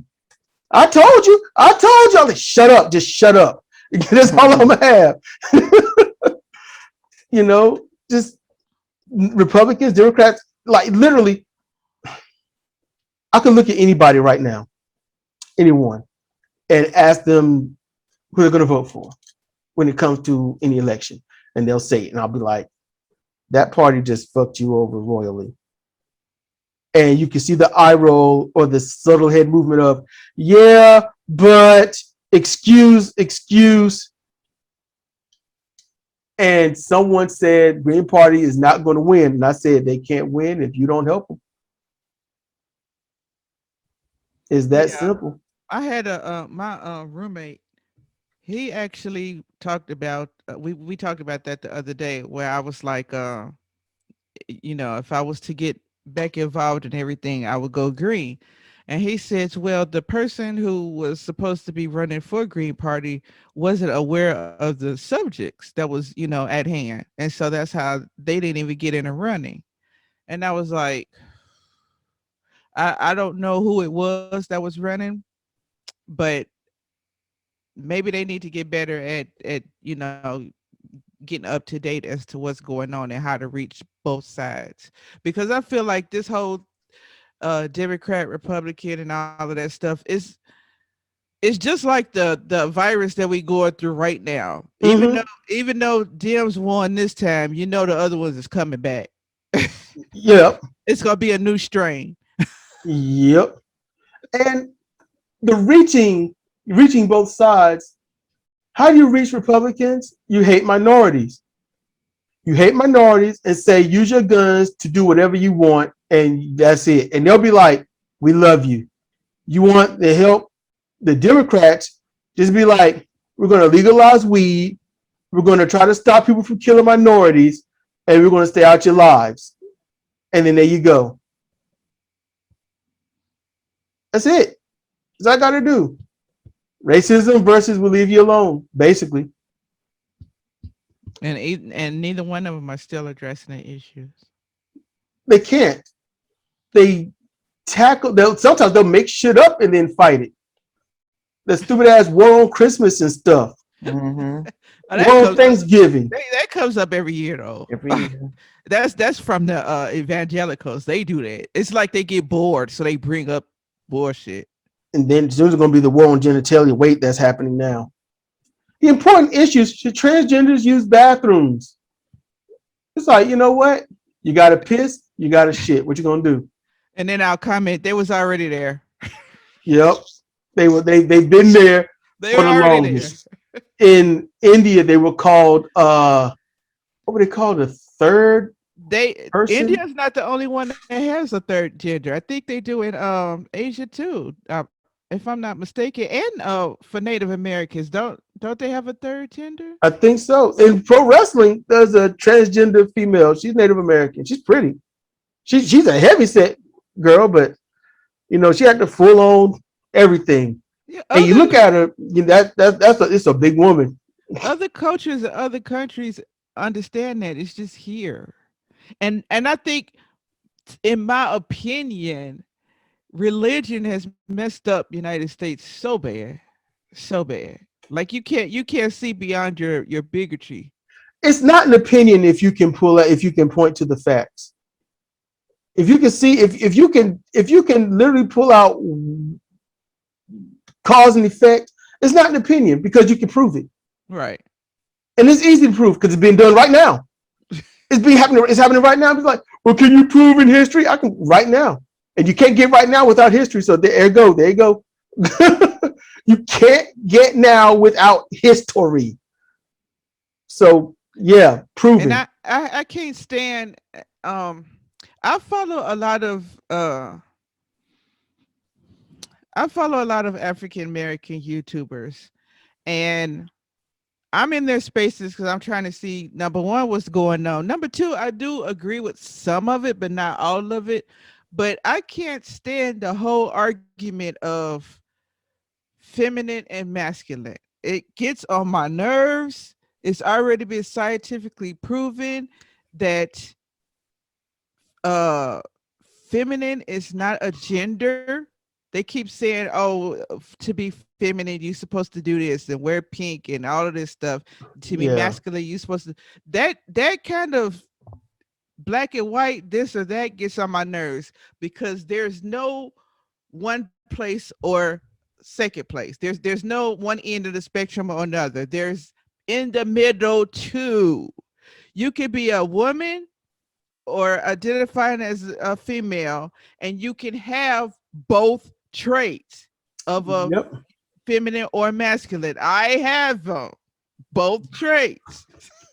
Every human does You could be to on one some end or degree. the other, or you could be in the middle, or you could be anywhere in between on this scale. There's a scale. You could be on this side, you could be in the middle, you could be on this side. It doesn't matter. But just because you have both, it doesn't mean that you can force somebody to pick one or the other. Maybe on Monday I want to be on this side, and on Friday I want to be on this side. That's on me. But I hate these conversations that's and it always bleeds from feminine masculine to LGBT. What, how is this even the same conversation? You can't even understand the scale. But you want to say, oh well, trans women are coming in our spaces.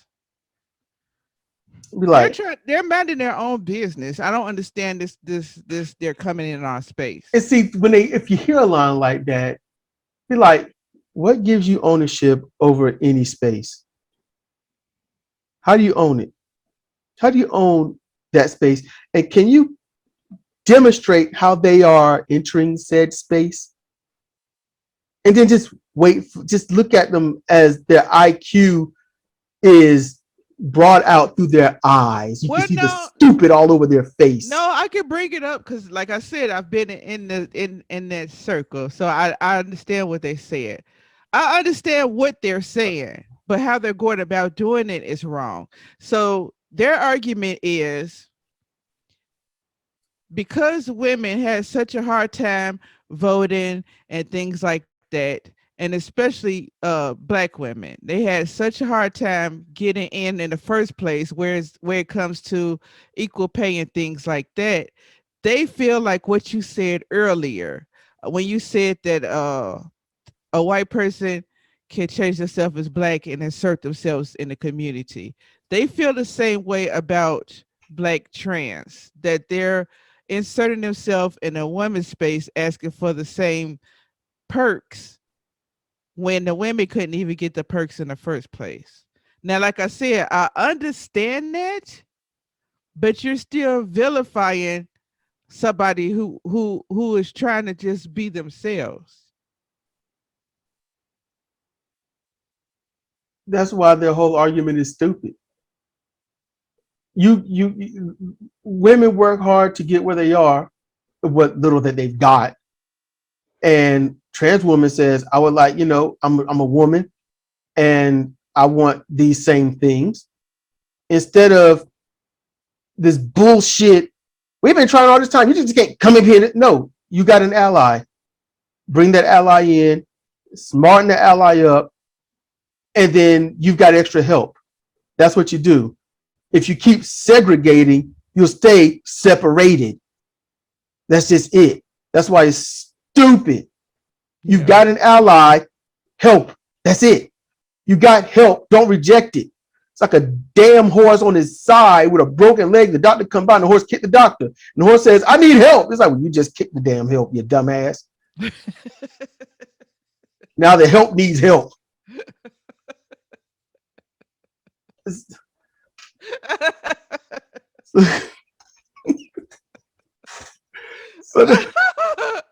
I need help. You just kicked the help. Okay. I wouldn't have thought of that one, but okay. Every time I hear stuff like this, it's like the horse analogy. That's what that comes into my head. That is what leaps into my head. Yeah. Black people like, man, we need to be equal to white people. White people like, no, you don't. Decent white people is like, what is y'all problem? And then, some LGBT people come in and be like, hey, black people, let's help you. I don't know about this. You're not us. It's like, what the fuck? That's how I see it. It's stupid. You got help, but you're rejecting the help. Yeah. I mean, what the fuck? It don't make sense.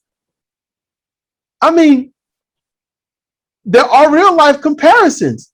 And white guy messed up. He's loses a lot of blood, gets taken to the hospital. They need to give a blood transfusion. They got to give him blood. And he says, I don't want blood from a black person. It's like the white hospital is too far away. You won't make it. Right. And literally the dude says, I will not be taking these N-words blood. And so they rush him to the other hospital and he dies on the way. The family gets mad and blames the black people. That's what happens.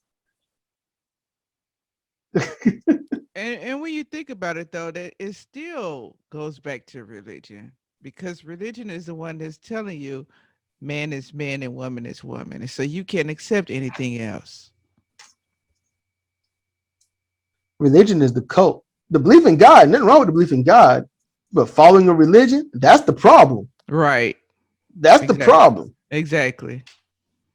You know, man, one of the first things I ever wrote was, it predates Medium, WordPress. I think that's what it was. Mm-hmm. And it was like, who is the real you? You know, you take away your religious beliefs, you take away your political beliefs, you know, you take away what anyone tells you to do and how to act and stuff. Who are you? Outside of all this mess, who are you? And, you know, usually, and that, it's been years since I wrote that. But now people are like, they're coming out saying, well, please believe that people are generally good. At their core, they're good. And I'm like, yeah, good at racism, good at being the kicked can on the road, good at kicking that can on the road. Right. But nobody wants to be good at a solution. You know, do you want to complain and bitch and moan and cry that you're not getting a fair shake in life?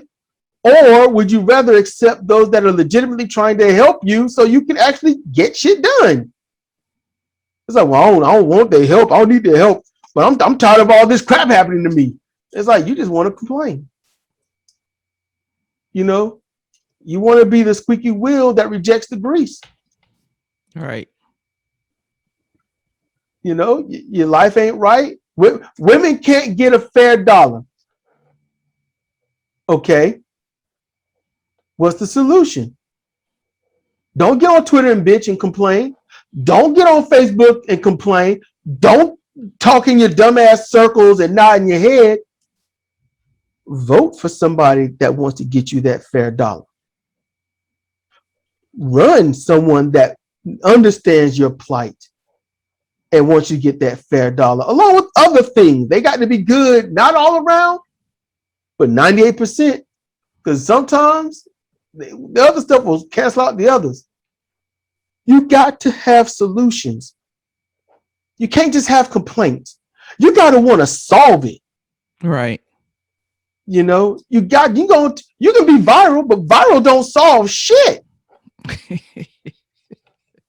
Right. You know, when has viral solved anything? We went viral and we got Biden to say this. Yeah, he said it. He just didn't do it. So what was all that shit for? You know, you need solutions.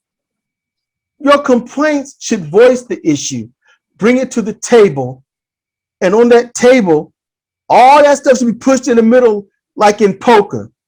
But everyone that's surrounding that should be like, we don't leave until we find a solution and implement that solution.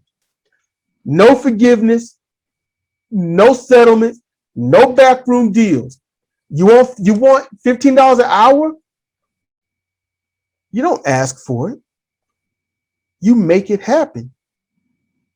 That's what you do.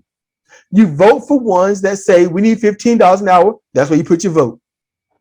That's what if someone says, I don't know about that, it might cause these issues. Okay, don't vote for them. There is no, well, you know, they got other things. No, if they're not going to give you some chunk change, yeah, they ain't going to give you anything else. You know, the answers are right in front of everyone, but I think they're too afraid.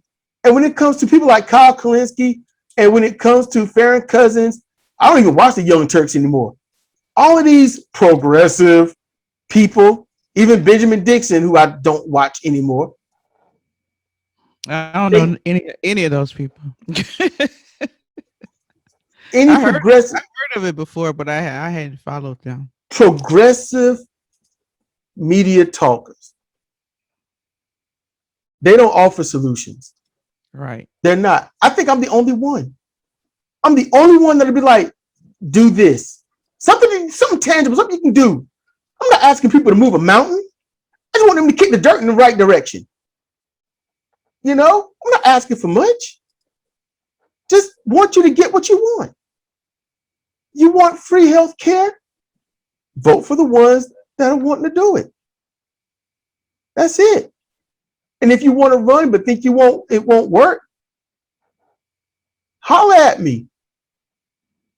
I don't have many people that's watching me, but I will spread the word best I can. I will let people know that you are there and to look at you. I will do my part. Right. I will vote for you if I can. I will tell people if I know that they live in your district to vote for you. But you don't get solution. You don't get nothing gets solved if you just sit there and hear somebody that's on your side and then say they won't win because they're not in this party. That's not how you win. That is effectively how you submit. You submit to defeat. It's one thing for defeat to be right there. It's another for you to say, I got the ball gag on. I'm ready, defeat. There's a difference. Mm-hmm. There's a difference. You can't do that. You know, Green Party, they might not know jack shit. I see that as a plus. I don't want someone that's going to go in there and play politics. I don't want a politician. We just need solutions. There you go. Right. You know, if your kid got a cold, do you call your friend and talk about your kid having a cold, or do you start taking care of your kid? Take care of your kid. Yeah. Maybe my kid's runny nose and stuff. Don't talk about the cold. Get him some medicine. Yeah. You know, some dollar tap, tell him to shut up. There you go. Wipe his nose. Yeah. Blow out. Don't suck it up in there. No, blow it out. You don't say, oh, that's just nasty. Now it's running down. You got a collection there. It's running down. You get your eyes crossing like that because you won't blow it out. I just want people to be better. All the stuff we talked about, the solution to everything that we've gone over is to, one, change yourself for your better. And you're talking about the person above you per se. No, you. There's a better you trying to get out. And there's so much fear holding that better person down. Let that person out. Let that person vote. Not, I'm going to vote blue or red because everything else other than I need to vote this other one because I'm just tired of the same old, same old. You know, cops killing people. Okay. You can stand out in the street with your sign. You will die sunburned, tired, and exhausted. You know, you're going to be waiting forever for that change because it ain't happening. You need to elect the sheriff or be that elected sheriff or elected judges and whatnot that's going to sit there and say, this is going to change. These things will change. You need to hit them pockets. Civil lawsuits. That's how you get, don't try to put them in prison. Just sue them some bitches out the water. Cops make billions of dollars a year. They got plenty of your tax money to give back to you. Yeah. Now that I agree with. That I agree with. I'm not going out there with a sign. You need to get together, get your money together, and hire who you need to hire and get things done. I'm not going out there with a sign. Do a GoFundMe. It's not gonna happen. Pay the lawyer. Or lawyers. If any lawyers are listening, stop trying to get rich off of people suffering. You know the case. You know what's happened. It wouldn't be pro bono. You get yourself a 20% cut of the winning. There you go. Right.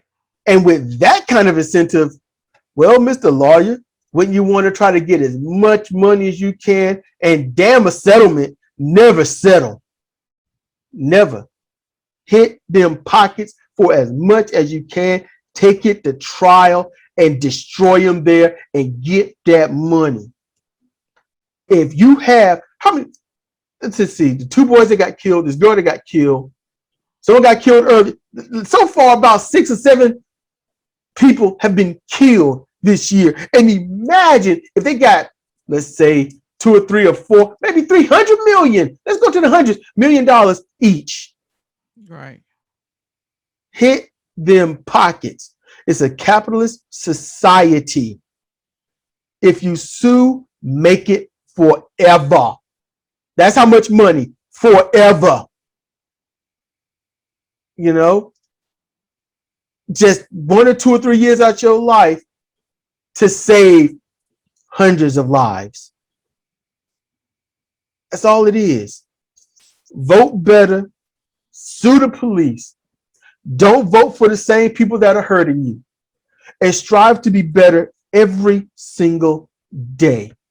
You look yourself in that mirror long enough, if you turn your eyes, because you're about to ask yourself some serious questions. Keep looking at yourself in the mirror until you ask those questions and answer them. The little subconscious questions back in your head, when you keep looking at yourself in the mirror, that mess happens. That happens. You ought to try it out, Sonny. It's deep. Stuff that you didn't even be like, ain't nothing wrong with me today. I just woke up and getting the crust out of my eyes. You know, and you look, you just stare yourself, just look at yourself, look yourself over, and you just, did I do this? What if this happens? Man, the thing that happened on that video, I might have to talk about that. You know, stuff, just random stuff. Right. You never know. You never know. You know. And before we close out, I do want to bring up when you were talking about solutions. For what we started off talking about, the whole Dawkins thing and everything. Yeah. In my opinion, I think that the solution would be, number one, acknowledgement. People, being an atheist only means that you don't believe in a God or gods. Okay? There's no proof of one. But it doesn't mean that there aren't any races in there, because there are. It doesn't mean there aren't any bigots in there, because there are. It doesn't mean that there is the low-key favoritism in there, because it is. So for that community to keep on doing tweet after tweet, cancel after cancel after cancel, number one, you just need to acknowledge that everybody is still different. The only thing you agree on is about a God. And number two, it needs to be have a solution to it. If you know that there are bigots, what are you going to do about it? If you know that people are talking crap about trans, what are you going to do about it? And it can't just be, oh, well, we'll cancel, we'll take back an award. That can't be it. It's got to be something else, because it's supposed to be a safe space for all. Exactly. Because canceling is not a thing. It's not real. It's not real. You know, you'll cancel over something like this, but you won't cancel the politicians that are fucking you up. Right. Okay. All right. Right. Hey, the war is happening. Hundreds of thousands of people are going to die this year in foreign countries because of a war that they didn't even know was going on. Literally, a hospital would get bombed, and someone's like, "Why'd you bomb us?" We're not going to answer. We're just going to bomb this other area too. And you're like, got to vote for that same person. You cancel the wrong stuff, and it's because it might be out of cowardice. Well, you know what? I ain't gonna do nothing to the government. But this trans person over here, I'm gonna cancel this trans person. Oh, you had something bad to say about the trans people? I'm gonna cancel you. All the little small nitpicky crap that don't mean shit. Yeah. Dogs would be like, I'm old. I don't give a shit. Oh, what was it? Steel magnolias or fried green tomatoes? When the woman backed up into the little teeny bopper's car and fucked it up. Fried green tomatoes. Yep. It's like, oh my God, look what you did. It's like, I have insurance. I was like, oh, shit. That's how it is. And she hit that car twice too. Yeah, she hit him twice. It's like, that's what canceling is. It's like, you can cancel them, but they have insurance. In other words, they got enough money to not give a fuck about your canceling. Yeah. Charlie Sheen got canceled. You know what he did? He went on to make more TV shows and get more money. Or whatever he's doing. He got canceled. His comedy show wasn't doing so well. They started walking out. He says, go ahead and leave. I already got your money.